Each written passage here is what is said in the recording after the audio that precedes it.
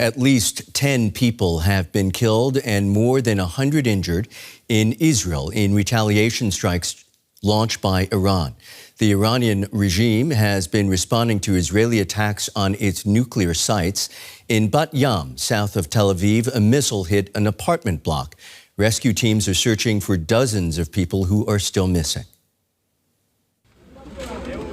First responders search for survivors in the rubble of apartment buildings struck by an Iranian missile in the coastal town of Bat Yam, south of Tel Aviv. Among those killed in the attack were children, their bodies pulled from the wreckage. Rescue crews used drones and sniffer dogs to search for signs of life. Survivors marveled at their good luck. I didn't want to go down when the alarm sounded, but my mother convinced me. As soon as we did, there was an explosion. I thought the entire house had collapsed. Just look, all this damage from that impact alone. Thank God it was a miracle we survived. Many residents are still feared to be missing under the rubble. We don't have the exact number of people that are missing, but we do know that there's a lot of people that haven't been contact their loved one yet. So now we are focusing on looking for them. Hopefully this number will not rise. Israel's air defenses worked through the night to intercept a barrage of missiles and drones launched from Iran. In neighboring Lebanon, interceptions of Iranian missiles could be seen in the sky above a wedding party. Another Iranian missile broke through, striking a building in the northern Israeli town of Tamra, killing an Arab-Israeli family and injuring dozens more. In Iran, Israel expanded its offensive with a strike on the world's biggest gas field. Massive flames could be seen as the Sharon oil depots northwest of Tehran and another oil reservoir south of the city were hit. As the conflict escalates, Israel's military has issued a warning that Iranians should leave areas near weapons facilities. On Sunday, some hope for de-escalation came from Iran's top diplomat, who said that if Israeli attacks on his country stop, Iran's responses will also stop. DW correspondent Emily Gordine joins me for the latest from Tel Aviv. Emily, what can you tell us about the rescue efforts at these strike sites? Well, as we speak, the rescue efforts are still ongoing, and I just want to give you a picture of just how extensive the damage is. If you just look, a missile which was launched from Iran directly hit this residential building. It killed 6 people, among them 2 children. There is some speculation that they essentially didn't make it to the shelter that is underground in time. Of course, every one of these floors does have a protective room, but that is not enough to shield people, and that's why there is this shelter underground. Now, we understand that this morning about 7 people were still missing. 4 of them have been found and they were taken to hospital. 3 are still unaccounted for. They know the identities, but they've not been able to make contact. The IDF has deployed a special dog unit here to try and sniff them out, essentially. A special rescue team is also on site. The residents around here have not been able to come back to their homes. Many had spent the nights at friends who might have had shelters, because around me the buildings are quite old and they were not built with shelters themselves. And of course that is causing quite some distress for the people coming back here, seeing that while they weren't directly hit, there was a lot of damage to their houses. Glasses, windows were shattered.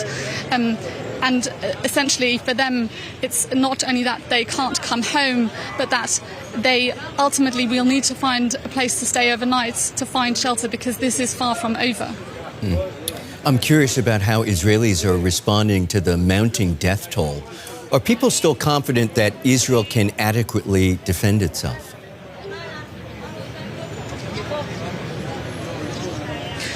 Well, Israelis essentially feel like they don't really have a choice. They do trust the Iron Dome, Israel's extensive air defense system.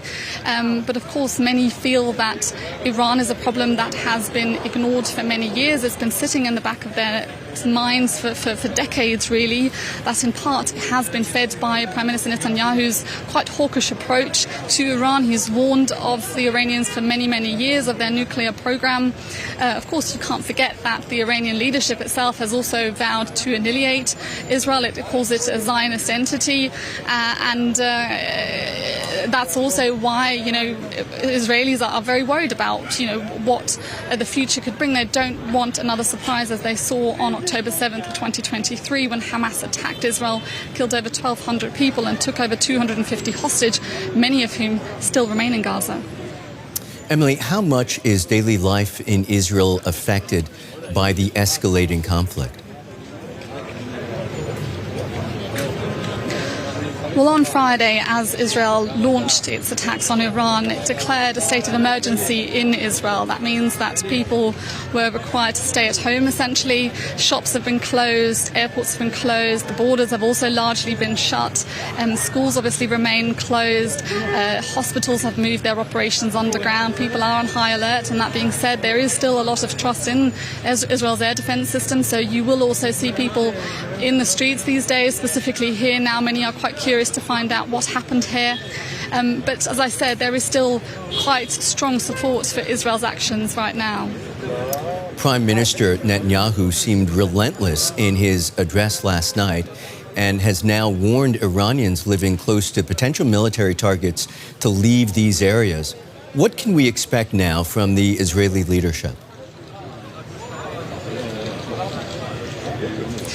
Well, we've seen over the last 2 days, really, that Israel has not just been going after nuclear sites, nuclear infrastructure in Iran, they've also been going after military assets, and we're now starting to see signs of them going after infrastructure such as oil refineries. The Israeli Defense Forces, they claim that they have air superiority over Iran to a degree that allows them to strike fairly freely in the areas that it wants to strike. So I think we can expect more of that to come in the next few days. DW's Emily Gordine in Tel Aviv, many thanks. For more analysis, I'm joined now by Sara Bazoobandi. She's a non-resident research fellow at the Institute for Security Policy at the University of Kiel. Welcome to DW. The Iranian foreign minister said today that if Israel halts its military campaign, so would Iran. What do you make of that? Thank you for having me. I think Iranians are known for their delaying tactic in nuclear negotiations. It has become very apparent in the previous rounds of talks. They're very good at ring fencing other activities and not want to negotiate over other issues such as proxy groups and missile programs and so on and so forth. So for that reason, this has become very apparent to the U.S. administration that the type of deal that Trump was interested in getting from Iran, which was a path to complete disarmament of Iran's nuclear program, was not on the table from Tehran's perspective. So I don't think that realistically, even Iranians should have expected this level of patience that perhaps previous administration or Obama administration offered them. Well, Israel, on the other hand, so far seems only content if it manages to severely cripple Iran's nuclear capabilities. Your thoughts on that? It's hard to say. Obviously, I'm not in the situation rooms in Tel Aviv. I don't know what's going on. But the way that this crisis is being disseminated and the appeal that Israeli officials have been making since October the 7th, specifically, that I witnessed a very clear escalation of that dissemination and that appeal, is not really just to go after nuclear sites, is to bring the regime down to a point that either the Islamic Republic would be toppled or there will be a complete capitulation and complete change of path in terms of their regional and hopefully domestic strategies. Because let's not forget, this is a very oppressive government that has only 3 years ago, in 2022, has imposed a massive crackdown, a very violent, brutal crackdown against its own people. How do you read the role the U.S. has been playing so far in this conflict, and what can the administration do to de-escalate?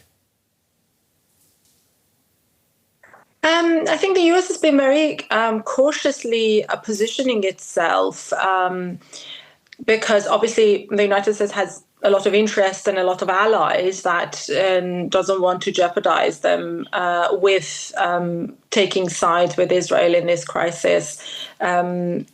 And they're very cautious about that. They're very careful about that because Iran has always threatened that if there are missiles coming in our oil refineries and our own oil facilities and our energy productions, we're going to go after the Emiratis ones and the Saudis ones. And if we're not exporting oil, we're going to close the Strait of Hormuz and we're not going to let anybody else to export oil and so on and so forth. So it's quite a delicate situation for the United States. They are understandably trying to position themselves in a way that there is the risk of Iran aggression against the U.S. interest and U.S.'s allies' interest is contained.